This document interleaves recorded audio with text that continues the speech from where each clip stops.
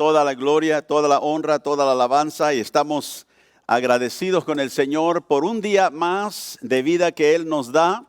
Este es el día, David dijo, que ha hecho el Señor, nos regocijaremos en Él. Aleluya. Padre, gracias en esta mañana por tu presencia en nuestras vidas, por el Espíritu Santo que nos guía y que nos da luz en esta mañana, Señor, al reunirnos alrededor de tu palabra. Venimos con reverencia, respeto, pidiendo, Señor, que tú nos ilumines.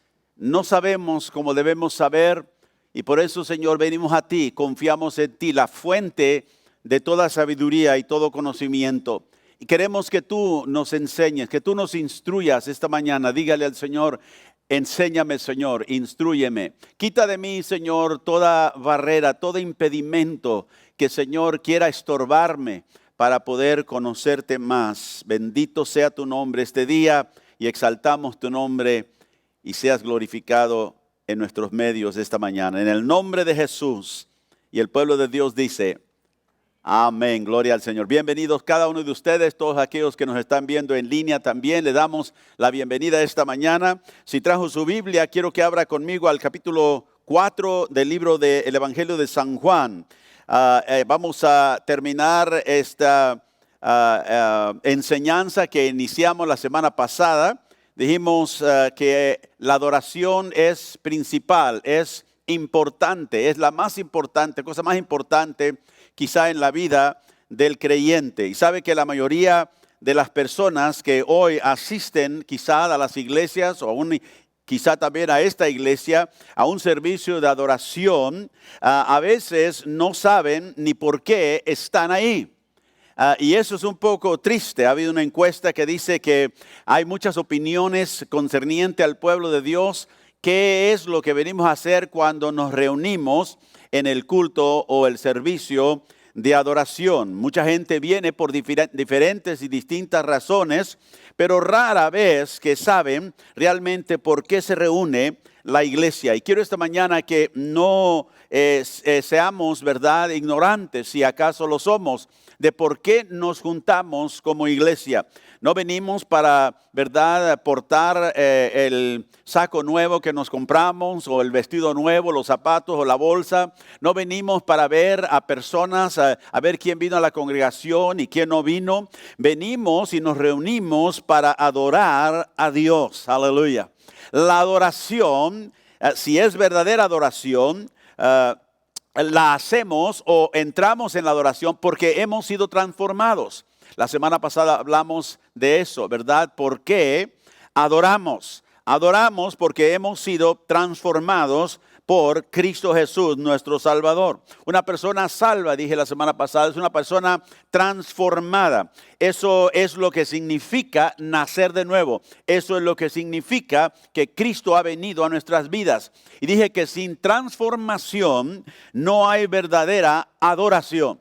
Y sin transformación no hay temor de Dios. Vimos ahí en el capítulo 30 de Deuteronomio, el verso 6 y 8, que Dios afecta nuestra vida, Dios circuncida nuestros corazones, ¿verdad?, para que nosotros podamos adorarle en verdad y en espíritu, para que nosotros podamos amarle, para que nosotros podamos obedecerle. Sabe que el gran mandamiento, amarás al Señor tu Dios con todo tu corazón, toda tu alma, toda tu mente y todas tus fuerzas, es un mandamiento que para nosotros, en nosotros mismos, es imposible cumplirlo, porque no tenemos realmente la capacidad de nosotros de amar a un ser tal como Dios es. Por eso Él viene y hace algo en nuestro corazón. Él circuncida nuestro corazón, dice, para que le amemos con todo nuestro corazón, con toda nuestra alma y le obedezcamos. Puede decir gloria a Dios. Así que somos bendecidos porque Dios ha hecho esto en nuestros corazones. Debemos saber también como hijos de Dios por qué adoramos, a quién adoramos y cómo debemos de adorar. Y aquí en el capítulo 4 del libro de San Juan, si va ahí conmigo, vamos a empezar en el versículo 1. Aquí encontramos un evento en la vida de Jesús cuando Él, ¿verdad?, va hacia Jerusalén y dice la Biblia que Él pasa por la región de Samaria. Y dice el versículo 1, cuando pues el Señor entendió que los fariseos habían oído decir, Jesús hace y bautiza más discípulos que Juan, aunque Jesús no bautizaba, sino sus discípulos, salió de Judea y se fue otra vez a Galilea. Y le era necesario pasar por Samaria. Note esa frase o esa expresión, le era necesario pasar por Samaria. Ahora, Jesús podía haber dado la vuelta a Samaria, a la región de Samaria, para llegar a donde él iba, pero la Biblia nos dice que algo lo impulsó a pasar por esta región de Samaria. Y ahorita vemos por qué era algo especial para los judíos y a veces la evitaban, le sacaban la vuelta. Pero dice la Biblia aquí que era necesario que Jesús pasara por Jerusalén. Ahora, los samaritanos, ¿quién eran estos samaritanos?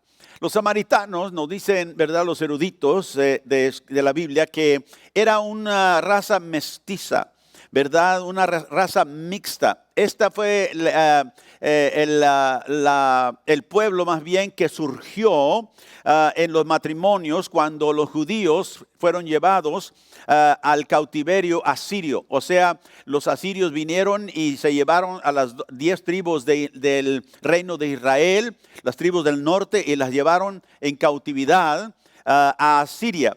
Y cuando ellos estaban ahí, los judíos se casaron con los gentiles, y ellos vinieron a ser lo que ahora se llama, o que en ese tiempo se llamaban los samaritanos.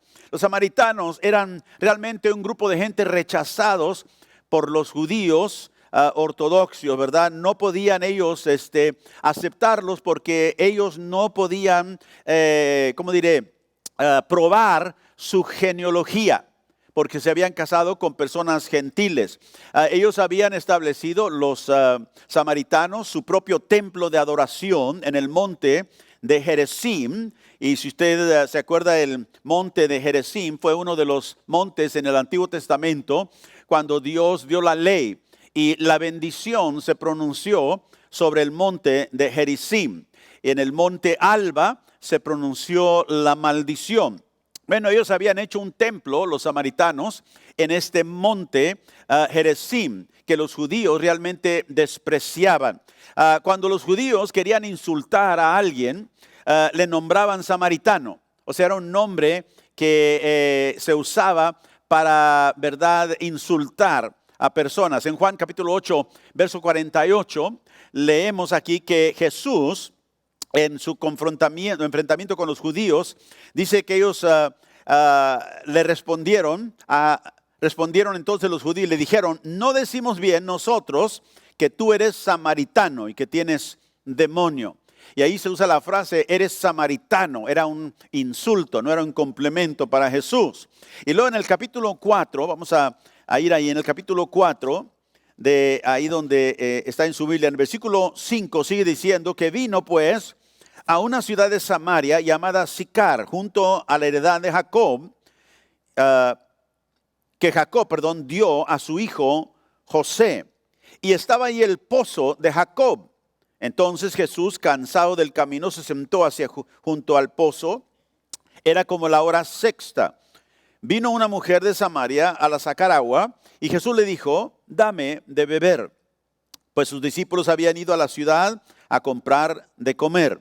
Y la mujer samaritana le dijo, ¿cómo tú, siendo judío, me pides a mí de beber, que soy mujer samaritana? Porque judíos y samaritanos no se tratan entre sí. Ahora aquí vemos que ella sabía algo, esa mujer samaritana que Jesús encontró aquí en el pozo de Jacob, en la noria que estaba ahí.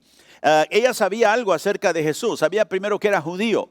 Y le dijo, tú siendo judío, me pides a mí que te dé agua. Porque ella reconocía y sabía que era realmente ilegal, ¿verdad?, que un judío se asociara con ella. Y por eso le dice, los samaritanos no se tratan entre sí. Ahora, y un poquito más, porque aquí vemos que Jesús le pide agua. Y ella tendría que darle de los vasos que ella traía, tendría que servirle agua. Para un judío, tomar agua del mismo vaso que tomaba un gentil era realmente algo asqueroso para ellos, porque acuérdense, los judíos consideraban a los gentiles como fuera del pacto, los desechados, los perros, ¿verdad? Entonces, ella se queda sorprendida de que Jesús le pide, ¿verdad?, que le dé agua, y obviamente tendría que darle del cántaro que ella llevaba, y le dice, los judíos y los samaritanos no se tratan entre sí. Otra traducción dice, no toman de los mismos vasos. Porque ella estaba un poquito, como diría, sorprendida que Jesús, judío, le pidiera esto a ella. Y sigue diciendo en el verso 10, Jesús le responde y le dice, si conocieres el don de Dios y quién es el que te dice, dame de beber, tú le pedirías y él te daría agua viva. Y la mujer le dijo, Señor, no tienes con qué sacarla y el pozo es hondo. ¿De dónde pues tienes el agua viva? ¿Acaso eres tú mayor que nuestro padre Jacob, que nos dio este pozo, del cual bebieron él y sus hijos y sus ganados? O sea, le dice, ¿acaso tú eres mayor que nuestro padre, verdad, Jacob, que nos dio este pozo, verdad, del cual bebieron no solamente él, sino sus hijos? Y ella no sabía que sí, Jesús era mayor. Jesús era el que había creado a Jacob. Jesús era el que había creado todo lo que existía ahí. Pero ella no sabía, y Jesús le dice, si tú supieras quién es el que te pide de beber, tú le pedirías a él que agua viva. Verso 12 dice, ¿acaso eres tú mayor que nuestro padre Jacob? Verso 13, y respondió Jesús y le dijo, cualquiera que bebiera de esta agua volverá a tener sed.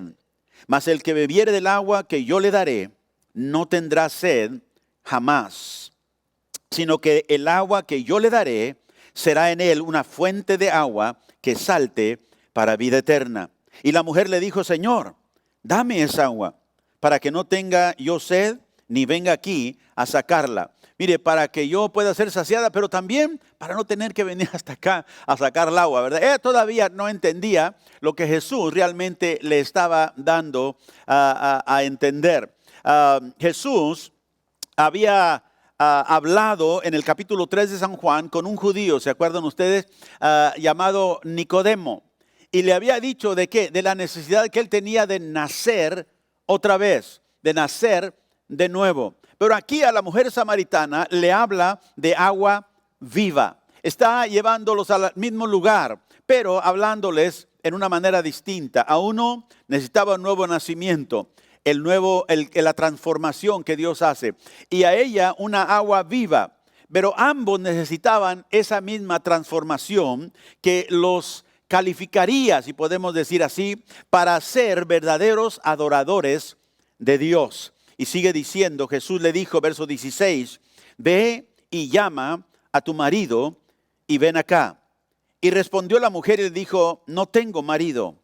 Y Jesús le dijo, bien has dicho, no tengo marido, sino porque 5 maridos has tenido, y el que ahora tienes no es tu marido. Esto has dicho con verdad. Y le dijo la mujer, Señor, me parece que tú eres profeta. Nuestros padres adoraron en este monte, y vosotros decís que en Jerusalén es el lugar donde se debe adorar. Y Jesús le dijo, mujer, créeme, que la hora viene cuando ni en este monte ni en Jerusalén adorarán al Padre. Vosotros adoráis lo que no sabéis, nosotros adoramos lo que sabemos, porque la salvación viene de los judíos. ¿Sabe que Jesús le habla a la mujer algo muy directo, algo muy íntimo, que nadie podía saber de ella? Habías tenido 5 matrimonios fracasados, y con el hombre que ahora vivía no era su esposo. Y Jesús la comendó por decir la verdad, no por la vida, verdad, que había vivido, sino por haber declarado la verdad. Pero pronto la mujer lo quiere desviar, le quiere cambiar el tema. No vamos a hablar de cuántos matrimonios he fallado, no. Sí, y quiso desviar la conversación de Jesús. Y Jesús, con mucha gracia, no le dijo, no me saques la vuelta, quiero hablar de esto. Jesús, ella le empezó a hablar de la religión. ¿Sabe por qué? Porque es mucho más cómodo discutir la religión en vez de enfrentar uno su propio pecado. Y ella dijo, ustedes dicen que en Jerusalén es donde se debe adorar y nosotros decimos que en este monte. Y Jesús le habla a esta mujer con tanto amor y compasión y le revela su ignorancia espiritual, ¿verdad? Ella no sabía a quién adoraba, no sabía, ¿verdad?, el lugar donde se debía adorar. Ella no sabía cómo adorar. Ella decía, esto es lo que nuestros padres nos enseñaron, ¿verdad? Nosotros decimos que en este monte es el lugar, dijo, donde se debe adorar. Ustedes dicen que es en Jerusalén. Y Jesús le aclara algo, le empieza a aclarar que no todas las religiones, no todas las personas que dicen adorar a Dios, ¿verdad?, son aceptables delante del Dios verdadero. En el versículo 22 dice algo muy importante. La salvación viene ¿de quién? De los judíos. La salvación, le dice, viene de los judíos. Nosotros sabemos a quién adoramos. Nosotros sabemos, dice, dónde debemos de adorar. Nosotros sabemos lo que adoramos. Dice, porque la salvación viene de los judíos. O sea, que la manera correcta de adorar tiene un fluir, un camino.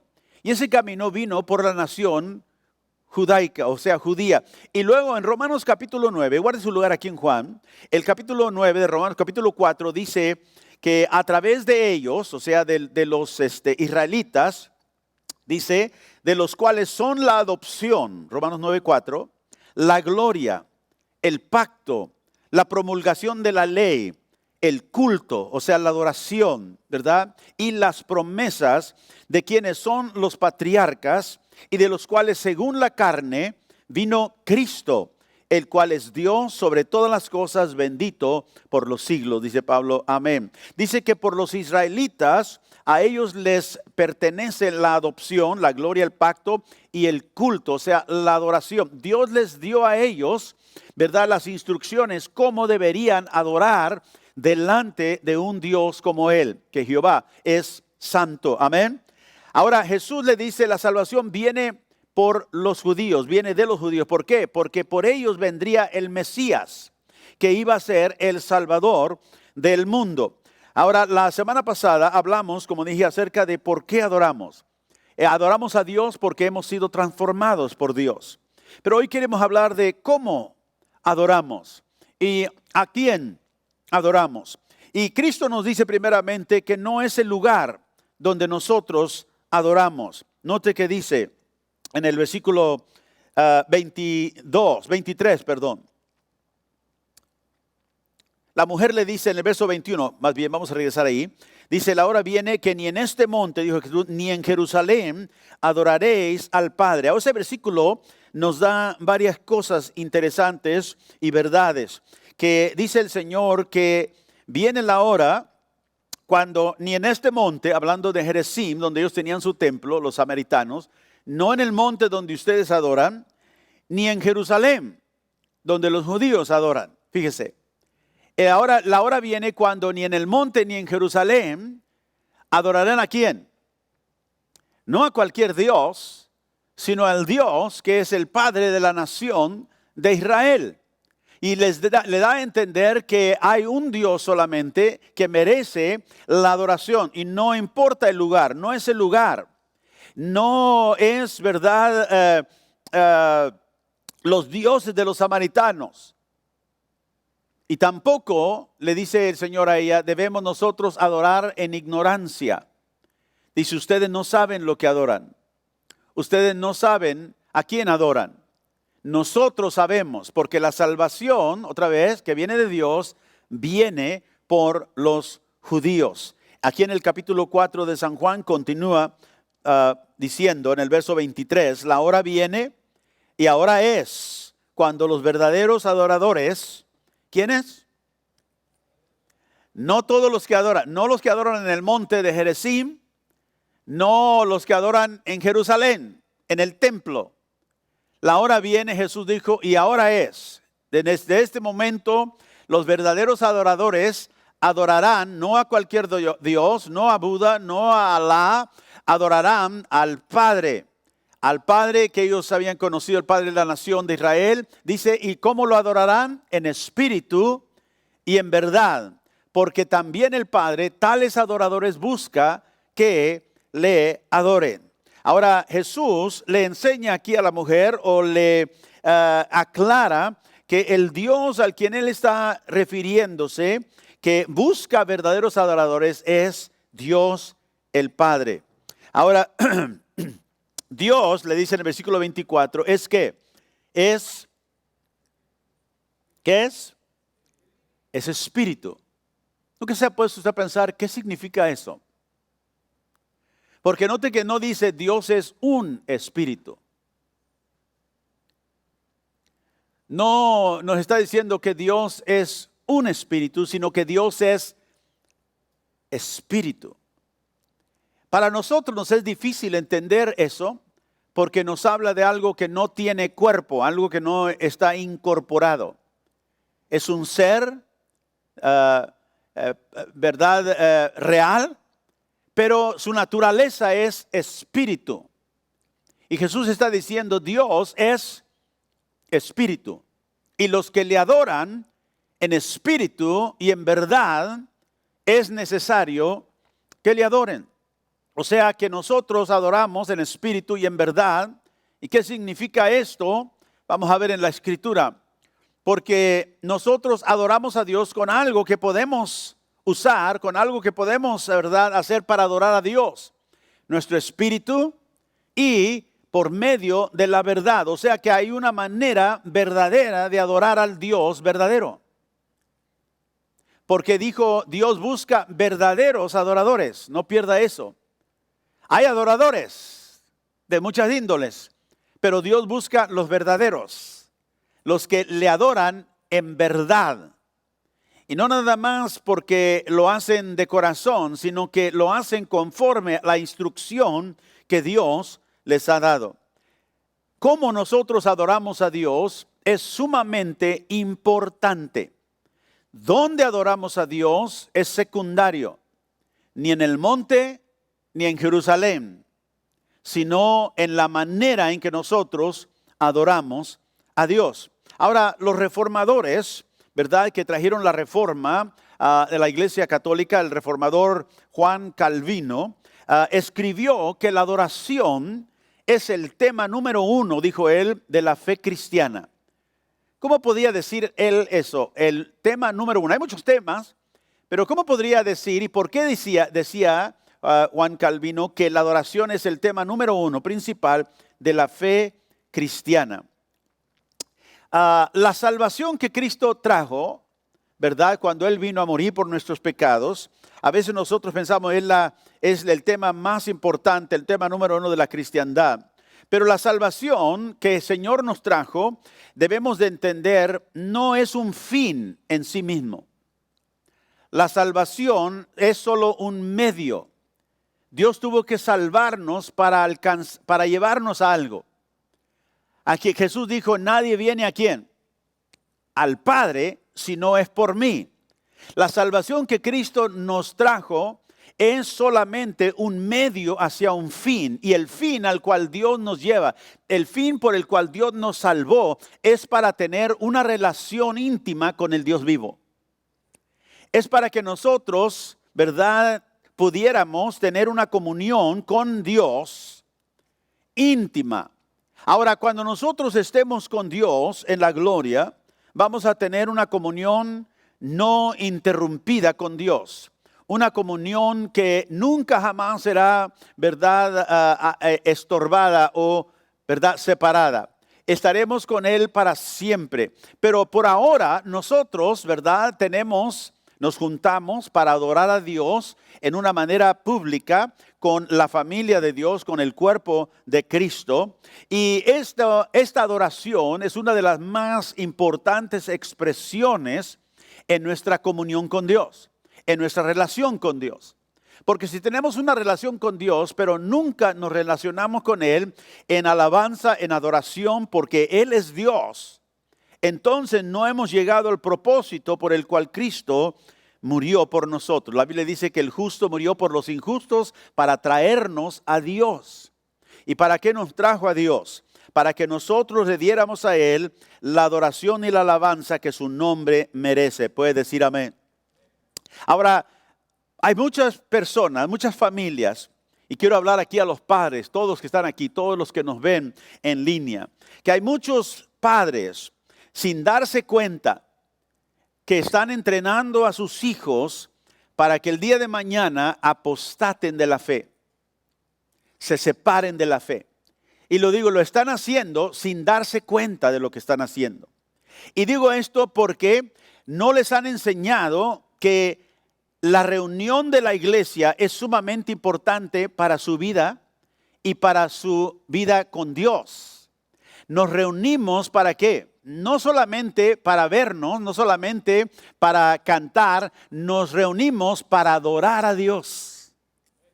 Y cuando nosotros no le damos esa importancia y no le enseñamos a nuestros hijos la importancia. Yo me acuerdo que cuando éramos niños, mis padres nos enseñaron eso desde chicos. Ellos nos llevaban a la iglesia, nosotros a veces no queríamos ir. ¿Cuántos se acuerdan de eso? No queríamos ir, pero mis padres nos decían, mientras ustedes están con nosotros, nosotros como familia vamos a la iglesia. Ustedes son parte de esta familia. Y porque nosotros vamos, ustedes van. Y a veces decían, yo me acuerdo de decir, bueno, yo voy a ir, pero yo no voy a poner atención. Pues no, yo no lo puedo hacer que ponga atención, pero sí lo puedo hacer que se siente conmigo. Y me sentaba mi madre ahí. Cuando me ponía rebelde, me sentaba al lado de él. Y sabe que fue en el transcurso del tiempo, de los años, cuando Dios alcanzó mi vida, me tocó mi vida de una manera especial, estando ahí en el servicio de adoración al Señor. Y ellos tomaron seriamente, ellos nos enseñaron la importancia de ello. Todos mis hermanas sirven al Señor y menos una de ellas que no va a la congregación, no se congrega. Pero nosotros nos enseñaron la importancia. Y yo creo que muchas familias hoy, como digo, lo hacen no quizá a propósito, pero sin darse cuenta lo que están haciendo con sus hijos. Y lo hacen primeramente, y lo voy a decir porque es la verdad, primero porque no aman la iglesia del Señor como dicen que aman. No aman la familia de Dios como dicen o creen que la aman. Y por poco tendrán hijos también que no van a amar la familia de Dios, que no van a amar la iglesia, se van a apartar. Cuando crezcan, cuando vayan a la universidad, ahí muchos de ellos pierden su fe, porque nunca se les enseñó la importancia de la familia. ¿Por qué nos reunimos? Porque nosotros venimos a adorar al Dios que nos ha bendecido, al Dios que nos ha salvado. Puede decir amén. Así que los reformadores vieron la necesidad de una adoración que honra a Dios. Note que dije que honra a Dios. De hecho, ellos insistían que la adoración siempre fuera aquello que daba gloria a Dios y exaltara a Dios. Porque acuérdense que ellos habían salido de la Iglesia Católica Romana, donde ellos habían visto el abuso del sistema católico romano, de la traición de las normas bíblicas en la religión del catolicismo romano. Calvino notó que el catolicismo distribuía la gloria de Dios, o sea, la administraba, la separaba. Parte era para Dios y su Hijo Jesucristo, y mucha de la adoración y la veneración era ¿para quién? Para los santos, para María. Entonces ellos decían, nosotros estamos dividiendo la gloria que solo le pertenece a Dios, no a los santos, no a María, no a nadie. Solamente la gloria es para Dios. La Biblia dice eso. La gloria es completamente para Dios. Y ellos veían que la misa católica se había convertido, donde ellos se habían creado, ¿verdad? Completamente en una cuestión de ceremonia. De hecho, cuando la Iglesia Católica empezó a expandirse, los servicios eran en latín. La gente no hablaba en latín. Ellos se iban ahí y oían al sacerdote que hacía la misa en latín, y ellos simplemente se hincaban cuando iban a hincarse, se levantaban cuando iban a levantarse, pero ellos veían, los reformadores veían la misa católica como una ceremonia que se había vuelto, decían ellos, como un teatro, ¿verdad? Como un entretenimiento, como un exhibicionismo solamente. La gente estaba nada más ahí viendo y participando en lo poco que podía entender. Y los reformadores dijeron que el carácter de un teatro es entretenimiento. Y ellos dijeron, lo que estamos haciendo, no trayendo a la gente a una adoración a Dios, estamos entreteniéndolo con una ceremonia, con una solemnidad de una ceremonia. Vino a ser un entretenimiento solamente. Todos los actos que el sacerdote hacía era solamente para que ellos estuvieran observando.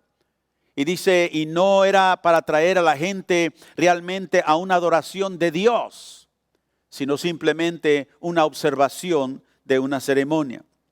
Pero antes de que nosotros lancemos, ¿verdad?, la crítica sobre la Iglesia Católica Romana, debemos considerarnos nosotros, la Iglesia protestante.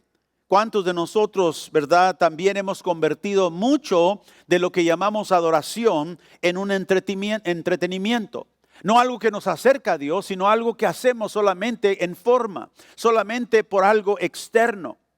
La gran parte de nuestra adoración moderna tiene como un objetivo no de hacer a Dios aceptable al hombre, sino hacer el hombre más aceptable a Dios. Entonces debemos nosotros preguntarnos si nos reunimos realmente para encontrarnos con Dios, conforme a lo que Él nos ha llamado en su palabra a hacer. O estamos también nosotros participando en formas de entretenimiento. Muchas veces, ¿verdad?, en las iglesias, en lugar de adorar a Dios, tenemos un show, tenemos un teatro. Los músicos, parece un concierto más que una adoración que ofrecen al Señor. Y tenemos nosotros que tener mucho cuidado que no se convierta, ¿verdad?, lo que nosotros hacemos en un show, en un teatro, donde la gente nada más está observando.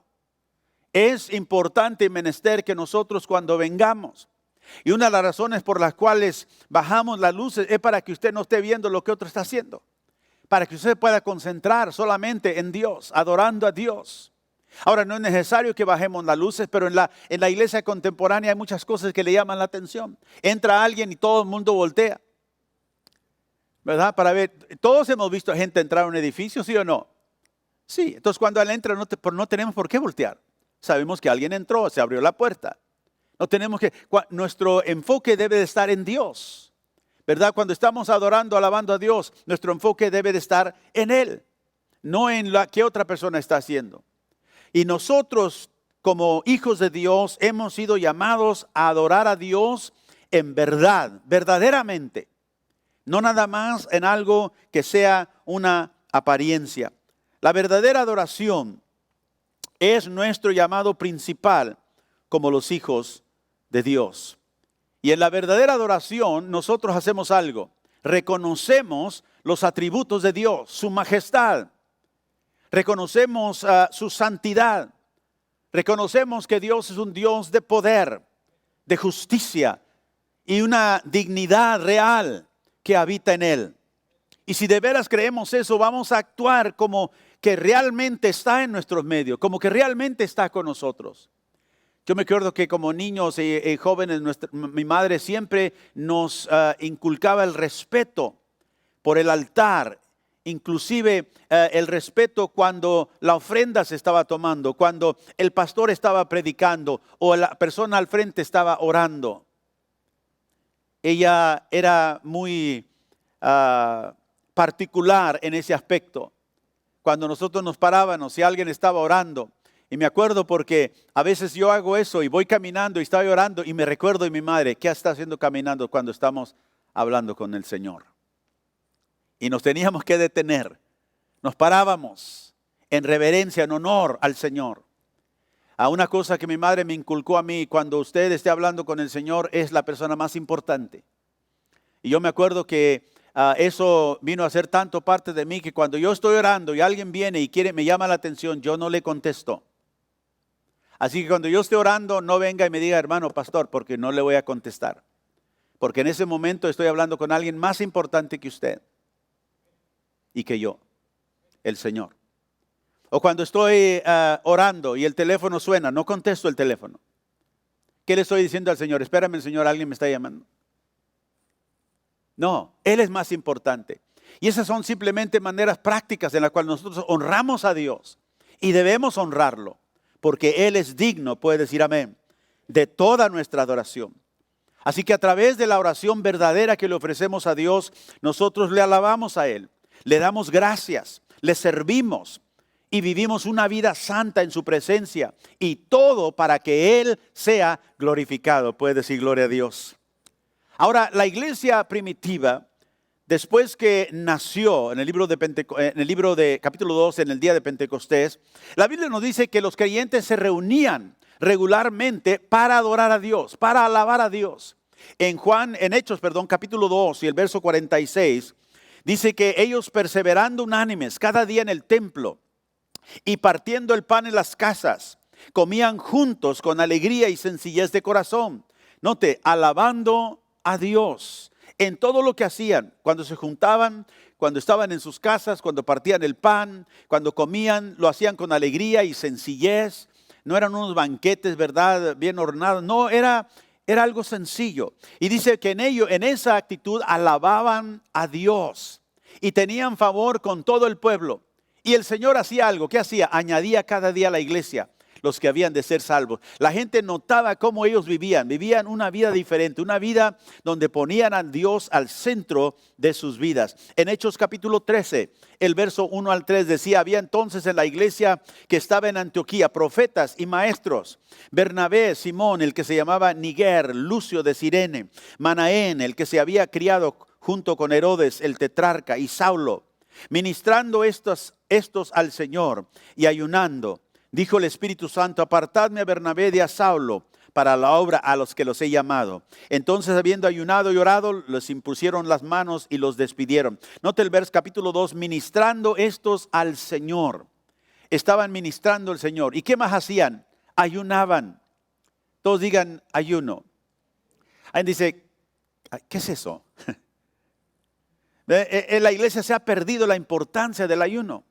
Pero la iglesia primitiva, ellos en su ministración al Señor, ellos se dedicaban. ¿Y qué hacían? Ayunaban para ministrar al Señor, para venir delante del Señor. Se negaban ellos mismos en algo temporal, la comida, el alimento, para venir y para poner toda su atención delante del Señor.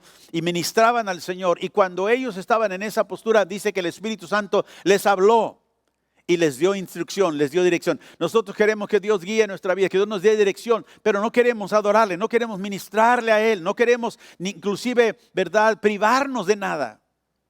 Pero vemos que la iglesia primitiva lo hacía, adoraba al Señor, alababa al Señor. Dios busca verdaderos adoradores, aleluya. Ahora, en Mateo 15, vamos ahí. Dios también prohíbe toda adoración que sea invención del hombre. O sea que Dios tiene principios que Él nos da en su palabra de cómo debemos adorarle. Acuérdense, en espíritu y en verdad. Verdaderamente. ¿Por qué? Porque los verdaderos adoradores saben cómo adorar.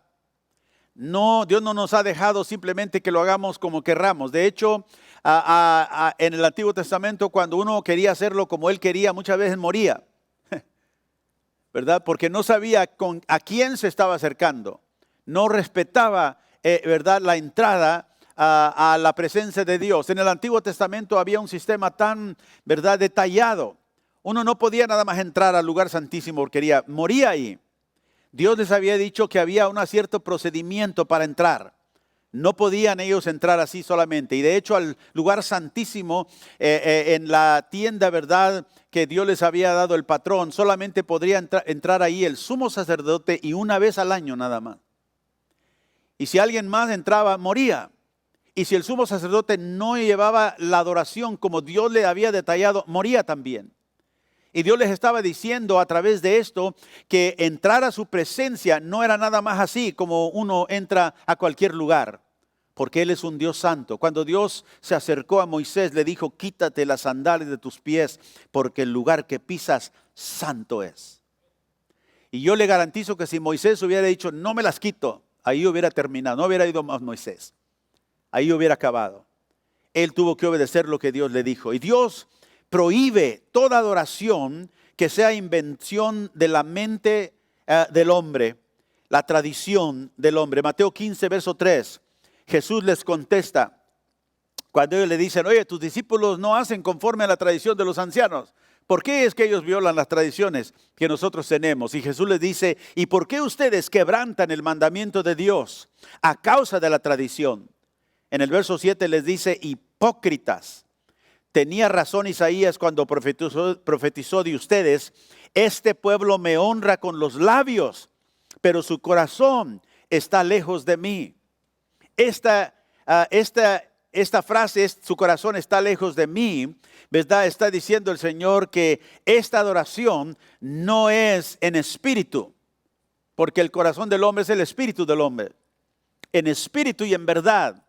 Y el Señor les está diciendo, me están honrando con sus labios, pero el corazón, lo importante, lo que Dios busca, no está, ¿verdad?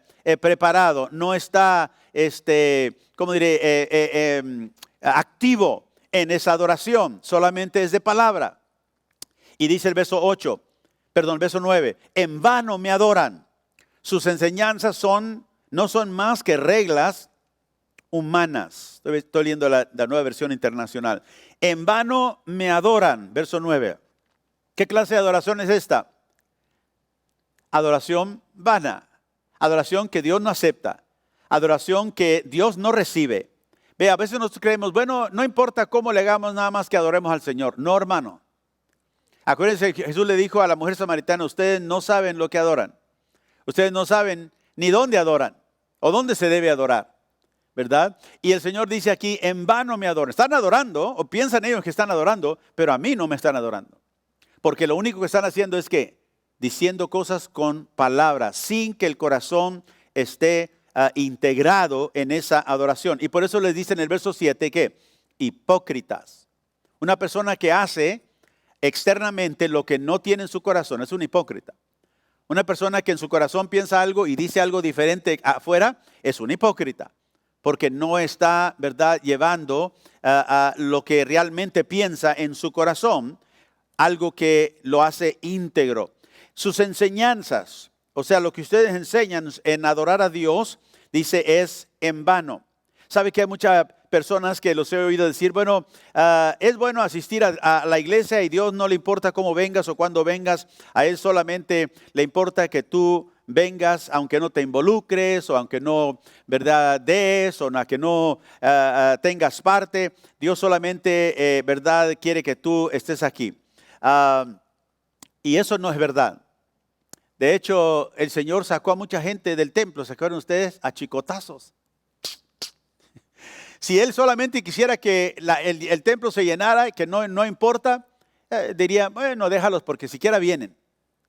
Y el Señor dice, no, ¿verdad? Han convertido, el Señor dijo, el templo en un ladrón, en una cueva de ladrones, le dijo a aquellos en su tiempo. Así que la verdadera adoración es la que se ofrece a Dios del corazón, en espíritu, ¿verdad? ¿Cuál es el primer mandamiento? Amarás a Jehová tu Dios con todo tu corazón. Este pueblo me alaba con los labios, dijo Cristo, me honra con sus labios, pero su corazón está lejos de mí. Una vida, un corazón, ¿verdad?, apartado, en vez de un corazón consagrado. ¿Está tu corazón consagrado a Dios? ¿O tienes tú también otros dioses sentados sobre el trono de tu corazón? La verdadera adoración es en espíritu y la verdadera adoración, dijo Cristo, es en verdad.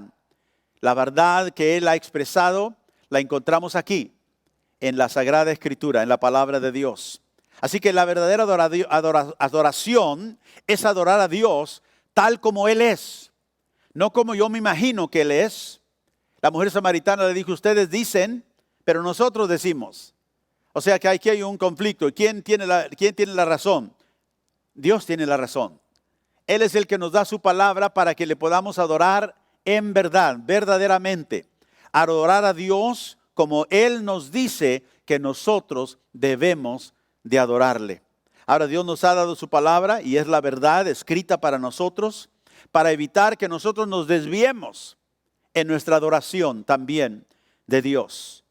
Muchos hoy creen erróneamente, creo, que nosotros tenemos libertad de adorar a Dios conforme a nosotros nos parezca. Podemos adorar a Dios, dicen, porque somos libres, como nosotros querramos. Dicen, somos libres para adorar a Dios, ¿verdad? Sin que alguien nos diga cómo hacerlo. Como dije, a Dios solamente le interesa, Dios está contento y feliz si simplemente estamos aquí, porque realmente a Dios no le importa nada más. Y mucha gente lleva esa actitud, y aunque no lo dice quizá verbalmente, lo piensa en su corazón. Yo quiero ser feliz, Dios quiere que yo sea feliz, por lo tanto, cuando yo vengo a la iglesia es para sentirme bien, para estar a gusto. El servicio de adoración deberá ser una experiencia que me hace a mí sentirme bonito y sentirme bendecido. ¿Sabe que a veces venimos a la iglesia y Dios trae convicción a nuestro corazón? Y no nos sentimos bonito. Nos sentimos, ¿verdad?, bajo convicción. Lloramos, ¿verdad? Sentimos que Dios está tratando con nuestro corazón y debemos hacerlo. Esa actitud de que a Dios no le importa cómo venga a ofrecer adoración, solamente que esté aquí, no lo encontramos en la Biblia en ningún lugar. Dios no quiere libertad en la adoración, Dios quiere fidelidad en la adoración. Dios quiere que nosotros le adoremos fielmente. Él nos da el proceso como nosotros debemos de adorarlo. Así que la gente de hoy muchas veces se da licencia para idear en su propia mente y aprobar una adoración externa que a ellos les gusta. Y por eso hay gente que va a iglesia y dice, no me gustó, pensando que el ir ahí es para que nos agrade.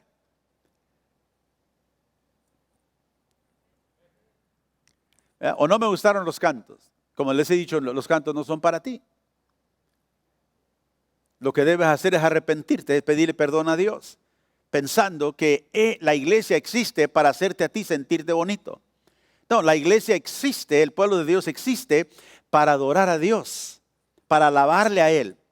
Y de Él recibimos nosotros bendición, sí, obviamente, pero no es la prioridad, ¿verdad?, de venir y nosotros sentirnos bien o querer hacer como a nosotros nos parezca. Y por eso digo que cuando nuestros padres nos enseñaron como niños a respetar la casa de Dios, a respetar las cosas de Dios, ¿verdad? Eso nos dio un sentir de que hay algo especial cuando nosotros nos reunimos como el pueblo de Dios. Dios está aquí en presencia y nosotros tenemos que darle ese lugar que a Él le corresponde. Muchos de ustedes quizá vinieron de un trasfondo católico. ¿Cuántos de ustedes vienen de un trasfondo católico? A ver, levante su mano. ¿Sí? Ok, muchos de ustedes vienen de un trasfondo católico. ¿Se acuerdan cuando ustedes eran niños o les enseñaron cuando entran a la catedral? ¿Qué hacen? ¿Por qué hacen eso? Muchos católicos se les preguntan, pues porque entramos a la iglesia. No. El católico entra y, ¿cómo se dice? Genuflex se dice en inglés, ¿eh? Y se hace el símbolo de cruz, porque ahí en el altar está la hostia, que ellos dicen es Jesús, en la presencia de Jesús. Entonces, el respeto a ellos, ellos lo hacen. Pero mucha gente católica lo hace simplemente ¿por qué? Porque eso se le enseñó. Lo hace porque, ¿ve? Entonces, es una ceremonia. Cuando nosotros entramos aquí, no hacemos el símbolo de la cruz, pero Dios está aquí, Dios está presente. Dios está presente porque su pueblo está aquí, no porque el edificio está aquí. Dios dice la Biblia que Dios no está en templos hechos de manos, no, Dios está en nosotros. Pero cuando nos reunimos, el cuerpo del Señor, el Señor está presente en su cuerpo y debemos respetarlo. Y por eso no debemos de permitir a nuestros hijos que corran por todos lugares. No, son niños. Ellos lo van a hacer, pero si somos padres conscientes de que respetamos al Señor, los pararemos y decimos, no corremos aquí, no es un playground aquí. Aquí es el templo donde el Señor está y está su pueblo. Y si nosotros podemos respetar de esa manera, nuestros hijos también van a respetarlo, porque ellos, ¿verdad?, aprenden de nosotros. Si nosotros no respetamos, claro que ellos tampoco. Si nosotros no consideramos, como dije hace unos momentitos, ¿verdad?, que el reunirnos con la iglesia es importante, y nos quedamos en casa Acabo de aquí en la casa podemos ver, como dicen muchos en este tiempo, ¿verdad? Acabo de aquí podemos ver. Sí, pero tus hijos no están recibiendo, ¿verdad?, el entrenamiento y la enseñanza de amar al pueblo del Señor. Y yo sé que alguno que está viendo me dice, ay, pastor. Pero recíbalo, porque es verdad. Porque el día de mañana, si a sus hijos no se les enseña el temor de Dios, el respeto por las cosas, el amor por el pueblo del Señor, no se vaya a quejar con Dios después que sus hijos se apartaron de la fe, porque nunca les instruyó de que la adoración de Dios es primordial en la vida del creyente. Vamos al libro de Amós, el profeta Amós, el capítulo 5. Ahora, mucha gente, como dice, se da licencia para idear, para aprobar adoración externa que le gusta, solo y cuando no tengan que comprometer sus corazones. Lo hacemos todo externo, pero Dios condena eso. Dios desprecia y maldice toda forma inventada de adoración externa que intencionalmente pasa por alto el corazón. En Amós 5:21, mire lo que dice: detesto y aborrezco sus fiestas religiosas. Note esas dos palabras, detesto y aborrezco. Y son verbos, son palabras, ¿verdad?, de acción. Yo detesto, yo aborrezco, odio. ¿Qué odia Dios? Las fiestas religiosas. Y note usted que las fiestas religiosas a las cuales se refiere el profeta son las fiestas que el Señor les dio que observaran. Pero se habían convertido solamente en eso, fiestas. Que ya no tenían a Dios como el centro, ya no tenían a Dios como el enfoque, ahora simplemente eran fiestas religiosas, eran algo que hacemos por tradición. Y Dios a través del profeta les dice: yo detesto sus fiestas religiosas y no me agradan sus cultos solemnes, sus reuniones de adoración. Aunque me traigan holocaustos y ofrendas de cereal, no las aceptaré. Note, estas eran las fiestas donde les traían a Dios los sacrificios. Así que eran las fiestas que la ley les había dicho, la ley de Moisés, que ellos tenían que observar. Y dice: me van a traer holocaustos y ofrendas de cereal y no las aceptaré, ni prestaré atención, no los voy a escuchar a los sacrificios de comunión de novillos cebados. Así que nosotros podemos levantar nuestras manos, podemos cantar los cantos, nos podemos arrodillar, mientras que nuestro interior, nuestro corazón de Dios, ¿verdad?, en Dios, que solamente nos deje el Señor en paz. Que no me convicte de pecado, que Dios no me moleste. Y eso viene a ser otra vez que una tradición religiosa simplemente. Mientras que no tengamos que pasar por ninguna dificultad de abrir nuestro corazón, abrir nuestra mente, de nuestros corazones a su palabra, o ser retados a una transformación de vida por la palabra, estamos bien, no nos molesta, no nos importa. ¿Sabe que los reformadores consideraban también la oración en medio de la adoración? La oración, algo tan importante y algo que debería ser hecha en honra a Dios. Nosotros oramos, a veces cerramos los ojos para orar, pero mi pregunta a usted y a mí es esta. Dice el pastor o la persona que está frente: vamos a orar, y cerramos los ojos. ¿Pero oramos o simplemente estamos ahí esperando a ver qué pasa más? ¿Usamos ese tiempo de oración realmente o solamente por tradición lo hacemos? Cerramos nuestros ojos. ¿Nos conectamos con Dios? ¿Estamos verdaderamente hablando, teniendo una comunión con el Dios eterno, el Dios santo? ¿O simplemente estamos, como digo, observando una tradición? Porque la oración es algo personal y algo tan íntimo. Y no debemos nosotros de usarlo como algo simplemente externo. Yo digo, si no va a orar, mejor ni cierre los ojos. ¿Para qué cerrarlos si acaso no va a orar? Nosotros A veces hacemos, como digo, cosas que no nos damos cuenta, que no respetamos a Dios. Y cuando oramos debemos de reconocer, ¿estamos verdaderamente orando, elevando nuestra alma al Señor? ¿Estamos verdaderamente, verdad, pidiéndole que Él intervenga? ¿Estamos verdaderamente creyendo que primeramente que Él está aquí, que Él escucha? ¿O simplemente estamos llevando una forma? La Biblia dice que nosotros debemos de ofrecerle a Dios alabanza, fruto de nuestros labios que confiesan su nombre. Esa es parte de la adoración que le damos a Dios. Nuestra oración, nuestra alabanza, ¿verdad? Nuestra adoración, nuestro exaltamiento de su nombre. Nosotros, Cristo nos enseña aquí, debemos ser personas que adoramos a Dios verdaderamente. Y lo adoramos ¿cómo? En espíritu, nos dijo, con todo nuestro corazón. Y también lo debemos de adorar, dice el Salmo 29, verso 2, en la hermosura de la santidad. Dice, dad a Jehová la gloria debida, ¿qué? A su nombre. ¿Cómo le damos a Dios gloria que su nombre merece? Le adoramos. Adora a Jehová en la hermosura de ¿qué?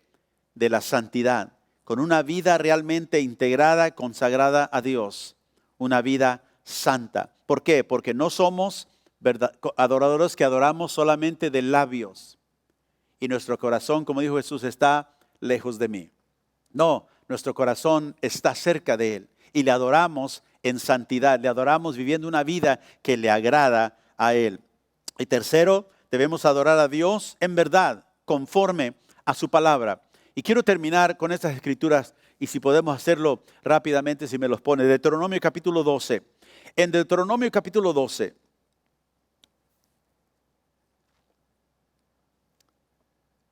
dice la Biblia que estos son los estatutos y decretos. Dios les dice que cuidaréis de poner por obra en la tierra que Jehová, el Dios de tus padres, te ha dado, para que tomes posesión de ella todos los días que vosotros viviereis sobre la tierra. Destruiréis enteramente todos los lugares donde las naciones que vosotros heredaréis sirvieron a sus dioses. Primero, debían destruir ¿qué? Todos los lugares donde los paganos, dice, ellos servían a sus dioses. Sobre los montes altos, sobre los collados, debajo de todo árbol frondoso, derribaréis sus altares, todos los altares, quebrantaréis sus estatuas, todo aquello representación de sus dioses, y sus imágenes de acera consumirás con el fuego, destruirás las esculturas de sus dioses, y raeréis su nombre de aquel lugar, o sea, borraréis el nombre de esos dioses de ese lugar.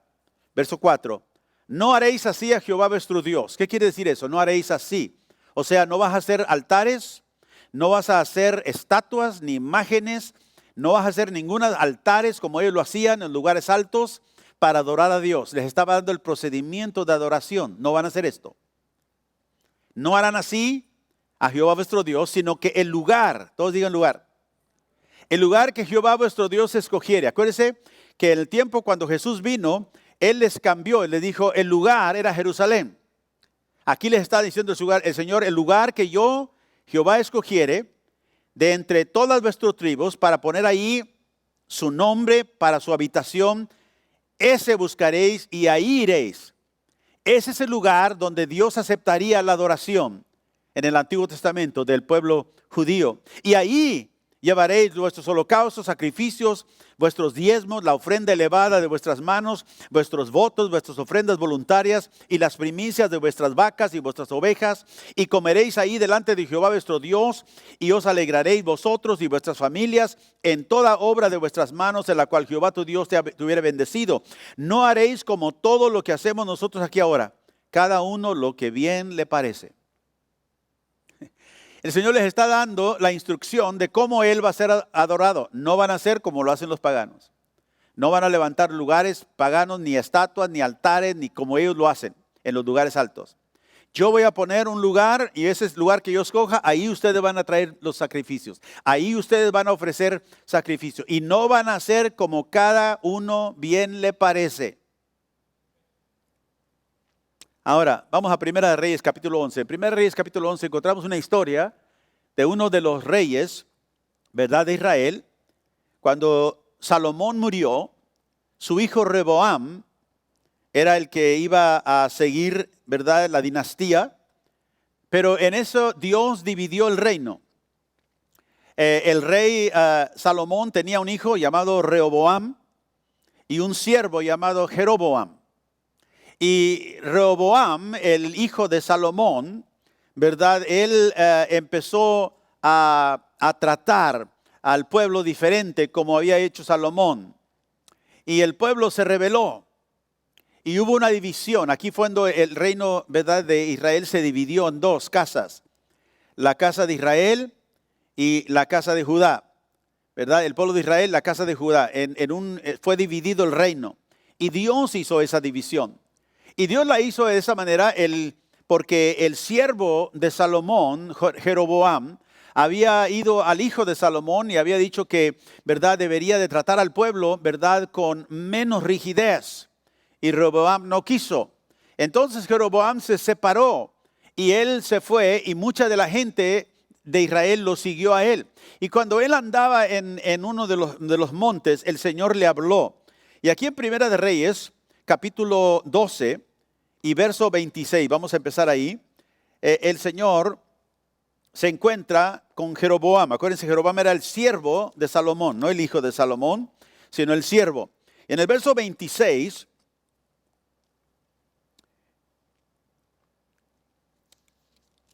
el Señor se le encontró, déjeme decirle, el capítulo, ¿qué dije?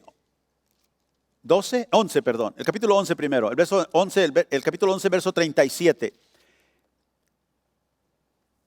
Dios le dice, cuando se encuentra a Jeroboam, le dice, yo pues te tomaré a ti y tú reinarás en todas las cosas que deseare tu alma, note, y serás rey sobre Israel. Y si prestares oído a todas las cosas que te mandare y anduvieres en mis caminos, hicieres lo recto delante de mis ojos, guardando mis estatutos y mis mandamientos, como hizo David mi siervo, yo estaré contigo, te edificaré casa firme como la edificó David, y yo te entregaré a Israel. Esa es la promesa que Dios le dio al siervo de Salomón, no al hijo de Salomón, Rehoboam, sino a Jeroboam. Y le dijo, yo te voy a dar a Israel a ti, y le iba a dar 10 de las tribus de Israel. Acuérdense que eran 12. Pero la Biblia dice que Jeroboam, él recibió esa promesa de Dios. Dios dividió el reino. Cuando Rehoboam, el hijo de Salomón, quiso ir en contra de Jeroboam para unir el reino, Dios lo detuvo y le dijo, no, regrésate a casa, esta división es mía, yo la he causado. Entonces Rehoboam obedeció al Señor y se regresó. Y él fue rey sobre la casa de Judá. Y Dios le dio a Jeroboam 10 tribus, la casa de Israel. Y dice, si tú obedeces mi voz, prestas atención a lo que yo te digo, andas en mis caminos, note lo que le dice. Yo estaré contigo, te voy a edificar una casa, una dinastía, una casa firme. Y dice, yo te voy a entregar a Israel. Y le había dicho también que él podía, ¿qué? Y dice, tú vas a reinar sobre todas las cosas que deseare tu alma. O sea, Dios le dijo, yo te voy a dar una libertad como rey sobre la casa de Israel. Pero en el capítulo 12 vemos que pasaron los años y Jeroboam, todavía un poquito, ¿verdad?, nervioso porque el hijo de Salomón estaba en el sur, ¿verdad?, la casa de Judá, y él pensaba que en cualquier momento, ¿verdad?, quizá lo iban a tomar otra vez. Y él vivía siempre en temor. Y uno de los temores de Jeroboam, y digo esto porque Dios le había prometido, yo te voy a dar a Israel. ¿Cuántos saben que si Dios nos da algo, nadie nos lo puede quitar? Yo te lo daré. Yo te voy a establecer una casa firme, como la hice con David, fíjese. Ni le dijo como la hice con Salomón, como la hice con David. El pacto que tenía él con David. Yo te daré esto. Pero con el tiempo, Jeroboam se puso nervioso. Dice la Biblia que él empezó a fortificar, ¿verdad?, su territorio, su bordo ahí con la casa de Judá. Y dice que él hizo algo que no agradó al Señor. Mire, en Primera de Reyes, capítulo 12, verso 26. Dijo Jeroboam en su corazón, ahora se volverá el reino a la casa de David. y si este pueblo subiere a ofrecer sacrificios en la casa de Jehová, ¿dónde? En Jerusalén. Ahora déjeme explicarle. Jerusalén estaba en la casa de Judá, en el sur. No estaba en el norte, donde él era rey. Estaba en el sur, donde Rehoboam, el hijo de Salomón, era rey. Y ahí Dios había dicho, ahí se ofrecerán los sacrificios, ahí se ofrecerá, ¿verdad? Todo lo que ustedes tienen que ofrecerme, ahí lo harán. Y cuando Jeroboam se da cuenta, pero si la gente dice que él sube a Jerusalén, note el versículo 27, dice, si este pueblo subiera a ofrecer sacrificio a la casa de Jehová en Jerusalén, porque el corazón de este pueblo se volverá a su señor Roboam, rey de Judá, y me matarán a mí, y se volverán a Roboam, rey de Judá. Verso 28. Y habiendo tenido consejo, hizo el rey, o sea, Jeroboam, 2 becerros de ¿qué? De oro. ¿Qué le recuerda eso? ¿Se acuerdan cuando salieron de Israel, de Egipto, perdón? El Señor los liberó en el desierto. ¿Se acuerdan que Aarón se puso tan nervioso porque no venía Moisés? Se tardó 40 días. ¿Qué haremos? Pues vamos, haznos dioses, dijo el pueblo, que sea una representación de dioses donde que puedan ir delante de nosotros. Bueno, traigan todo su oro, trajeron todo el oro que les habían dado en Egipto, ¿verdad? Hicieron un becerro de oro. Y empezaron a adorar ¿a quién? A Jehová. La Biblia dice que ellos hicieron una fiesta a Jehová, pensando que ellos podían adorar a Dios como a ellos les daba la gana. Y dice aquí también de ellos que ellos también pensaron, como lo hizo Jeroboam, que podría hacer 2 becerros de oro. Y dijo al pueblo, bastante habéis subido a Jerusalén. He aquí tus dioses, oh Israel, los cuales te hicieron subir de la tierra de Egipto. Verso 29. Y puso uno en Betel y uno en Dan. Ahora, si tuviéramos un mapa aquí de Israel, pudiera ver que Betel era el norte del reino que él gobernaba, Jeroboam, y Dan era en el sur, antes de cruzar ¿cómo se dice? El border, ¿verdad? Antes de cruzar al sur, donde estaba Jerusalén. Y dijo, no tienen que ir hasta Jerusalén. Mira, si viven en el norte, pueden ir a Betel. Si viven acá más cerquita al sur, pueden ir a Dan. No tienen que ir a Jerusalén. Sigue diciendo. Y esto fue causa de pecado, porque el pueblo iba a adorar delante de uno hasta Dan. Hizo también casas sobre los lugares altos. ¿Qué les había dicho Dios? Lo leímos en Deuteronomio. No harán altares nada altos, en los lugares altos. Esa era parte de lo que los paganos hacían. Hicieron casas sobre los lugares altos y hizo sacerdote desde entre el pueblo que no eran de los hijos de Leví. Ahora, ¿por qué era pecado eso? Porque los sacerdotes tenían que venir de esa tribu. Dios había dicho eso. Y él dijo, no, vamos a ver, ¿quién quiere ser sacerdote? Órale, el que quiera. Hizo también, sigue diciendo, verso 32. Entonces instituyó Jeroboam fiesta solemne en el mes 8, a los 15 días del mes, conforme a la fiesta solemne que se celebraba en Judá. Y sacrificó sobre un altar. Así hizo en Betel, ofreciendo sacrificios a los becerros que había hecho. Ordenó también en Betel sacerdotes para los lugares altos que él había fabricado. Verso 33. Sacrificó pues sobre el altar que él había hecho en Betel y a los 15 días del mes 8, el mes que él había inventado en su propio corazón. E hizo fiesta a los hijos de Israel y subió al altar para quemar incienso. Y acuérdense, él no era ni sacerdote. Sin embargo, él empezó a cambiar la adoración que Dios había establecido por la ley de Moisés. El lugar era Jerusalén, no era Betel, no era Dan. Y la manera de hacerlo era en el templo o en el lugar que Dios había él escogido para ahí adorar su nombre. Cuando nosotros, hermanos, cambiamos, por eso le dije, Dios no nos da libertad en la adoración. Dios nos ama a fidelidad en la oración.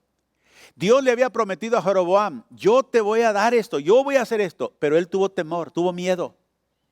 Y el temor lo llevó ¿a qué? A desobedecer a Dios. A quien debería de haber temido y no al hombre. Y entonces él cambió la adoración del pueblo. Y cuando usted lea el libro de los Reyes, Note usted la expresión cuántas veces ocurre en el libro principalmente de los reyes. ¿Cuántos otros reyes vinieron después de Jeroboam? Y la Biblia dice, y cometieron el pecado de Jeroboam. ¿Y cuál fue ese pecado? La sustitución de la adoración de Jehová por algo que a él le había gustado. Lo que a él le pareció bien. Y cuando nosotros, hermanos, no alabamos a Dios conforme a lo que Él nos ha dicho en su palabra, nos volvemos idólatras. Empezamos a establecer modos de adoración que Dios no aprueba. Y si nosotros queremos realmente adorar a Dios en espíritu y en verdad, tenemos que hacerlo con la verdad de Dios y tenemos que hacerlo con todo nuestro corazón. Que Dios nos ayude, hermanos, para que nosotros podamos ser verdaderos adoradores.